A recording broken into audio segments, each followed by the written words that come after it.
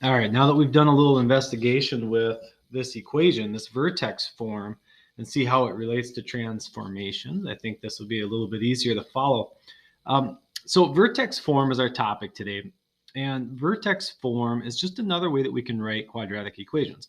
We already looked at standard form of a quadratic equation, and now we're going to look at vertex form. So vertex form has three letters in it that actually represent numbers. They're not really variables because they're specific values. So we have the A, which we've looked at how that kind of tells us the directionality of the parabola, whether it opens up or opens down. It also tells you how wide or narrow the parabola is. And then H and K are those values that tell us how much the parabola slides, whether it's to the left or to the right for the value of H, and then up or down for the value of K.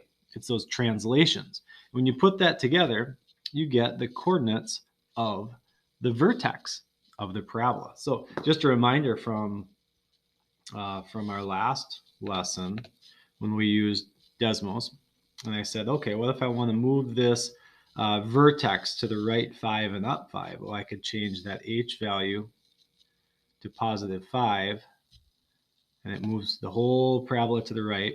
And then as I change the value of K to positive 5, it's going to move the whole parabola up. It slides it, or call it a translation, I guess is its technical term. So that's what's going to change that coordinates of the vertex to 5, 5 is when H is 5 and K is 5. So those two numbers in that location in vertex form really tell us what the vertex of the parabola is. And then again, A, what does the value of A tell us? A tells us if the parabola opens up or opens down. And it also tells us if it's, narrow or wide, for example. So it tells us if it goes up or down. Basically a happy face or a sad face. So let's take a look at this table. We have three examples here. First thing we're going to do is identify the vertex of each equation, and then also use part of the equation to tell if it opens up or if it opens down. So keeping in mind vertex form, y equals a times x minus, try that again, x minus h, quantity squared, and then plus k. Okay, so that vertex is going to be the value of h and the value of k put together as an ordered pair. Now notice in the parentheses, we already have the subtraction there. So it's x minus a number. So in this case, that number is 2. And then at the end, it's plus k. So that number is just 1. So my vertex is 2, 1. However, in the next example, number 2, or the second one, I guess, in the parentheses, it says x plus 5. But remember, in vertex form, in the parentheses, it says x minus the h value. So when something like that happens, that means that we really had a negative 5 as the value of h. So my vertex has negative 5 as its x coordinate, and then there's nothing after it, so it's basically a 0 as the y coordinate. Kind of some missing pieces there. In my final example, in this one, we don't see any parentheses around the squared part. So if we were to actually write this out, the 10 is out front. It's x minus 0 squared. Since x minus 0 is just x, it would simplify the same way. So the value of h is 0, because that's what's being subtracted from the x. And the value of k is negative 4, because that's my number at the end. So the one thing to note is that when you're finding the h value, the first value in the vertex, it's going to be the opposite sign of what you see in the parentheses. Because in our first example, we saw x minus 2 in the parentheses, but my x coordinate was positive 2. In the second example, it was x plus 5, but my x coordinate of the vertex was negative 5, because it was x minus negative 5, not positive 5. And then the k value is exactly what it looks like, because that's an addition here. It's not minus k, it's plus k. So it's going to be the same sign that we see. So when it ends with plus 1, we know that 1 is the y coordinate of the vertex. When it's plus 0, 0 is the y coordinate of the vertex. And then when it ends with minus 4, Negative 4 is that value, the y value of the vertex. Okay, so something to watch out for, especially that value of h, okay, the first part of the vertex. So does it open up or down? And in our parabola, or in our vertex form equation, the up or down part comes from a. It's that coefficient out front of the squared term. So in the first example, it's the 3 that's going to tell us if it opens up or down. In the second example, it's that negative 1 that's going to tell us if it opens up or down. In the last example, it's the 10 that's going to tell us if it opens up or down. And as we saw previously in our in this thing, we can basically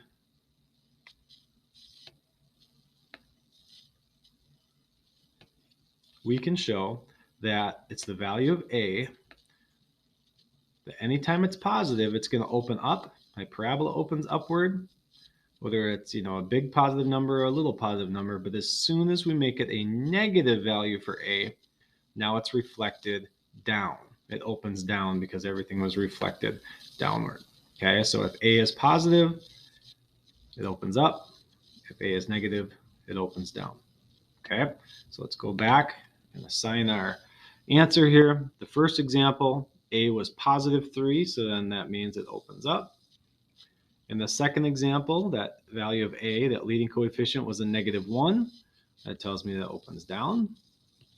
And the last one, a was positive 10, so that one opens up.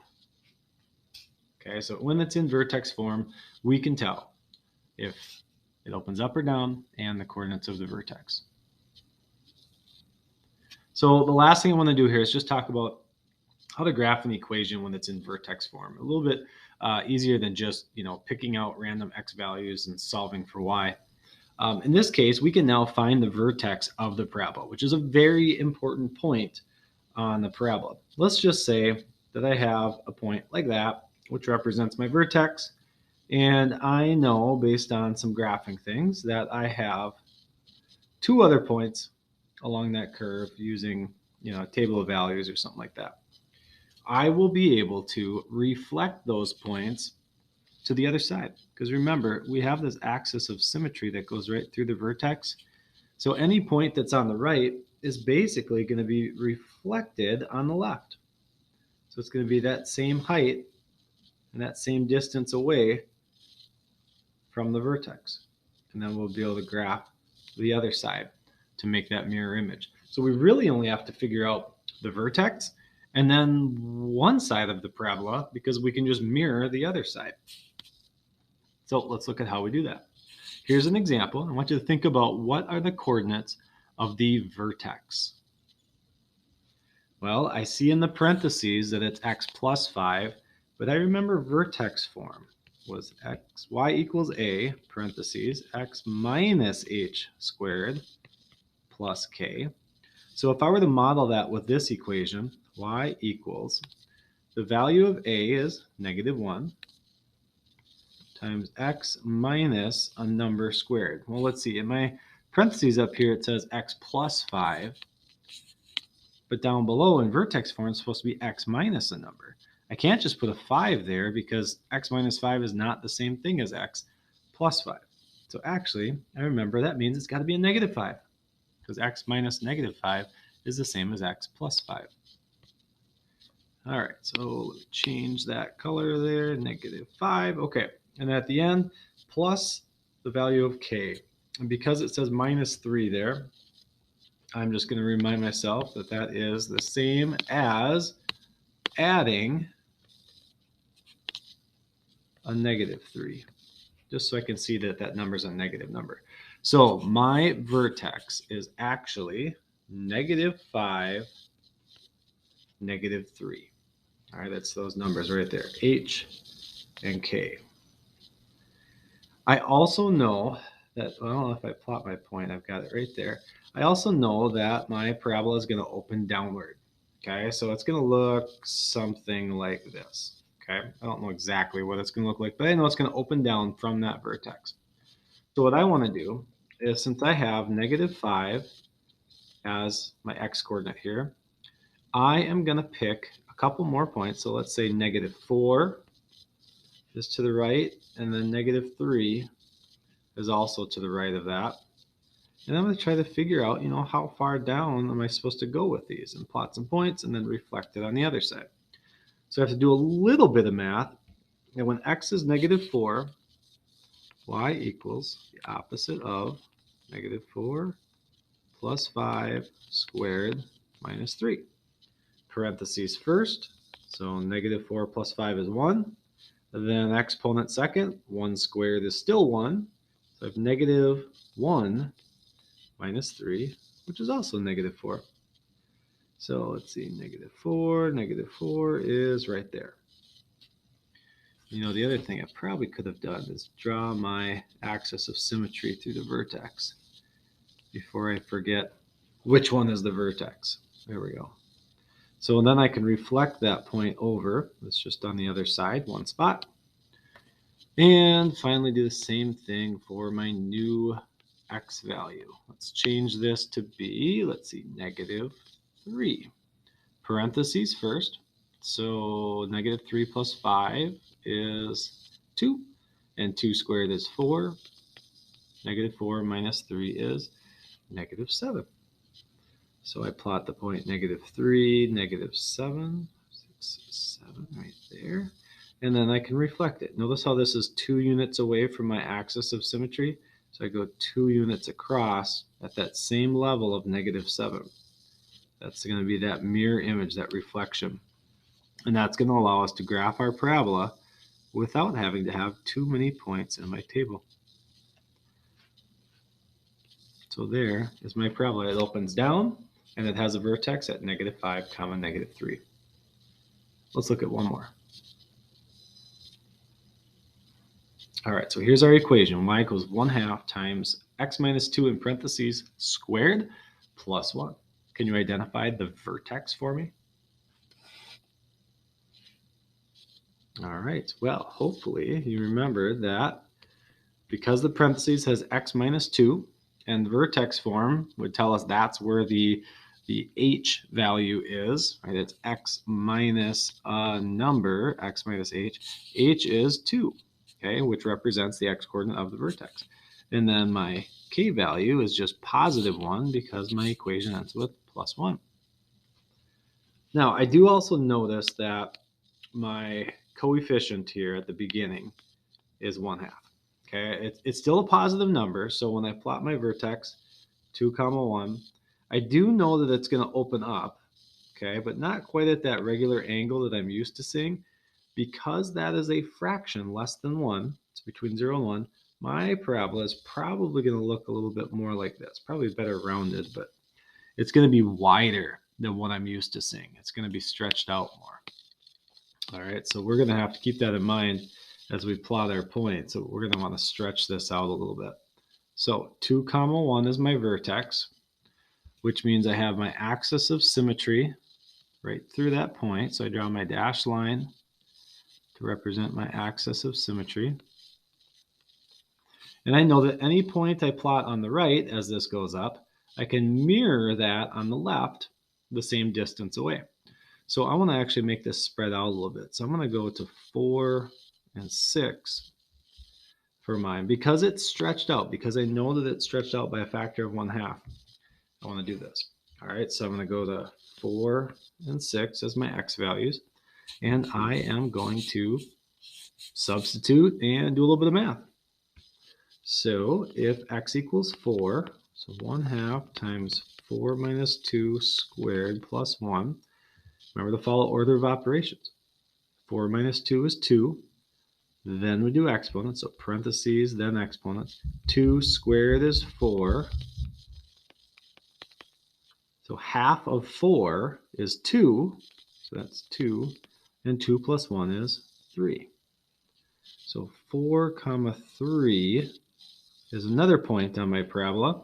And I can mirror that. Notice it's 2 spots away from my vertex line, my axis of symmetry line. So I'm going to go 2 more spots over. And that point would also be a solution to my quadratic, meaning it's on my line. Okay, so let's extend that further, 1 spot. So let's see what happens when x is 6. So in the parentheses, it's going to be 6 minus 2 squared plus 1. And let's see, 1/2 times 6 minus 2 is 4, but 4 squared, like 4 times 4, is 16. All right, so half of 16 is 8, and then 8 plus 1 is 9. So when my x value is 6, my y coordinate is 9. Just one from the top. The top is 10. And this time I went to the right 4, so from my axis of symmetry, I went to the right 4 and up to that level of 9. So this time I'm going to go to the left 4 to draw my mirror image and go up to that same level, up to the 9 on the y-axis. So there's my mirror image. I know that I have a parabola shape, so I want to make sure that I curve through those points, and it should get steeper the further away from that vertex I get. And don't forget to draw your arrows at the top.